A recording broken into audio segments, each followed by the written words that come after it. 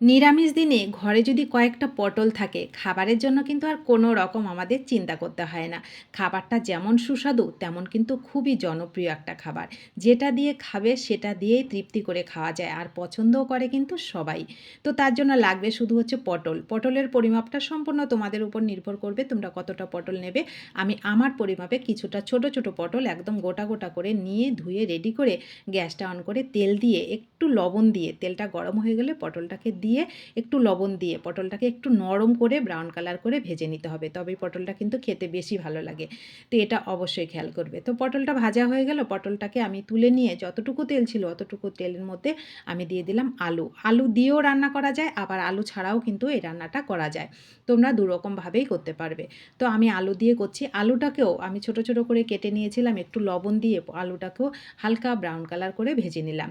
তো আলুটাও আমার ভাজা হয়ে গেল, এবার আলুটাকেও আমি তুলে নেব। যতটুকু তেল থাকবে অতটুকু তেলের মধ্যে একটুখানি ঘি দিয়ে দেবো। ঘিটা কোনো কারণে স্কিপ করে গেছে, তো আমি একটু ঘি দিয়ে কাজু আর কিশমিশটাকে ঘিয়ের মধ্যে আর তেলের মধ্যে ভালো করে ভেজে নেব। এই ভাজাটা কিন্তু বেশি কালার করতে যাবে না, হালকা করে কাজু কিশমিশটাকে ভেজে নিলেই খেতে বেশি ভালো লাগে। তো ভাজা হয়ে গেল, এবার যতটুকু ঘি আর তেল ছিল তার মধ্যে আরও একটুখানি তেল দিয়ে, আমি যেহেতু সাদা তেলে রান্না করি আমি কিন্তু সাদা তেলটাই ব্যবহার করছি, তোমরা সর্ষের তেল ব্যবহার করতে পারো। এখানে গরম মশলা আর হচ্ছে তেজপাতা আর জিরে ফোড়ন দিলাম। জিরে ফোড়নটা যখন একটু হালকা ব্রাউন কালার হয়েছে তখনই এর মধ্যে দিয়ে দিলাম একটা টমেটো, ছোট করে কেটে টমেটোটাকে দিয়ে দিলাম। টমেটোটাকে হালকা করে একটু কাঁচা গন্ধ যাওয়া পর্যন্ত ভেজে নেব। তারপরে দিয়ে দেবো মশলা। মশলা কিন্তু বেশি লাগে না, খুবই সামান্য মশলা আমি এখানে ব্যবহার করেছি। এক টুকরো আদা বেটে দিয়েছি, একটু ঝাল লঙ্কার গুঁড়ো দিয়েছি, ঝালটা যেমন খাবে সেরকমই দেবে। আর হাফ চামচ জিরের গুঁড়ো, হাফ চামচ ধনের গুঁড়ো, কালার মানে যতটা হলুদ লাগবে ততটা হলুদ, আর স্বাদের ব্যালেন্সের জন্য একটুখানি চিনি দিয়েছি, যেহেতু নিরামিষ খাবার তার জন্য একটু চিনি দিয়ে মশলাটাকে হালকা করে 2 মিনিট ভেজে নিয়েছি। তো মশলাটা একটু ভাজা হয়ে গেছে, এইবারে এর মধ্যে দিয়ে দিলাম গোবিন্দভোগ চাল। গোবিন্দভোগ চালটা কিন্তু বেশি দিতে যাবে না, আমি এখানে দেখো খুবই সামান্য কিন্তু চাল দিয়েছি, চালটা আগের থেকে ধুয়ে রেখেছিলাম। তো চালটাকে দিয়ে মশলার সঙ্গে 1 মিনিট মতন আমি একটু ভেজে নিয়েছি, তারপরে দিয়ে দিলাম একটুখানি দুধ। এই দুধটা দিলে খেতে কিন্তু বেশি ভালো লাগে, দুধটা দিয়েও রান্না করা যায়, আবার দুধ ছাড়াও কিন্তু তোমরা রান্না করতে পারো। তো আমার হাতের কাছে দুধটা ছিল বলে আমি দুধটা দিলাম। দুধটাকে দিয়ে দেখো একটু সময় নিয়ে 2 থেকে 3 মিনিট আমি সুন্দর করে মশলার সঙ্গে কিন্তু চালটাকে ভেজে নিয়েছি। দেখো তেলও ছেড়ে আসছে কিন্তু, তোমরা নিশ্চয়ই বুঝতে পেরেছো। তো যখন তেল ছেড়ে ছেড়ে আসছে, চালটাও সুন্দরভাবে মশলার সঙ্গে কষানো হয়েছে, তখন আমি এর মধ্যে দিয়ে দিলাম ভেজে রাখা আলু, পটল আর কাজু কিশমিশ সব একসঙ্গে আমি দিয়ে দিলাম। তোমরা চাইলে কাজু কিশমিশটা কিন্তু পরেও দিতে পারো। তো আমি দিয়ে গ্যাসটাকে একদম লো করে দিয়ে আরও 2 মিনিট মতন আমি মশলার সঙ্গে পটল আলুটাকে ভেজে নিয়েছি। তো ভেজে নিয়ে তারপরে এর মধ্যে দিয়ে দেবো হচ্ছে উষ্ণ গরম জল। এখানে কিন্তু কাঁচা জলের ব্যবহার করলে খেতে বেশি ভালো লাগে না।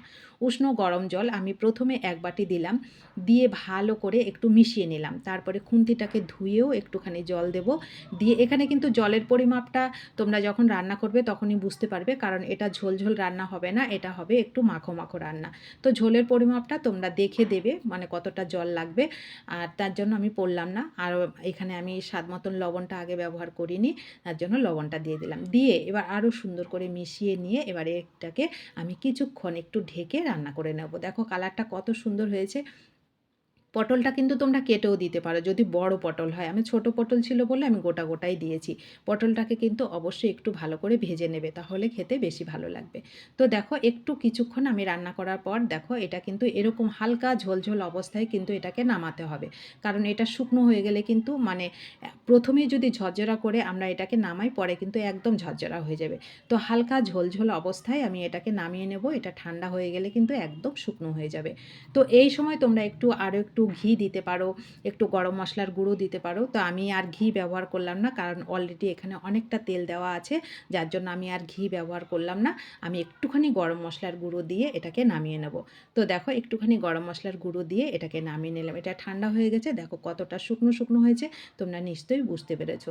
তো অবশ্যই এরকম শুকনো শুকনো করে খাবারটাকে রান্না করবে, দেখবে খেতে বেশ ভালো লাগে। গরম ভাতের সাথেও ভালো লাগে, আবার রুটি, পরোটা, লুচি সব কিছুর সাথে কিন্তু খেতে দারুণ লাগে। তো কেমন লাগলো রেসিপিটা অবশ্যই কমেন্ট করবে।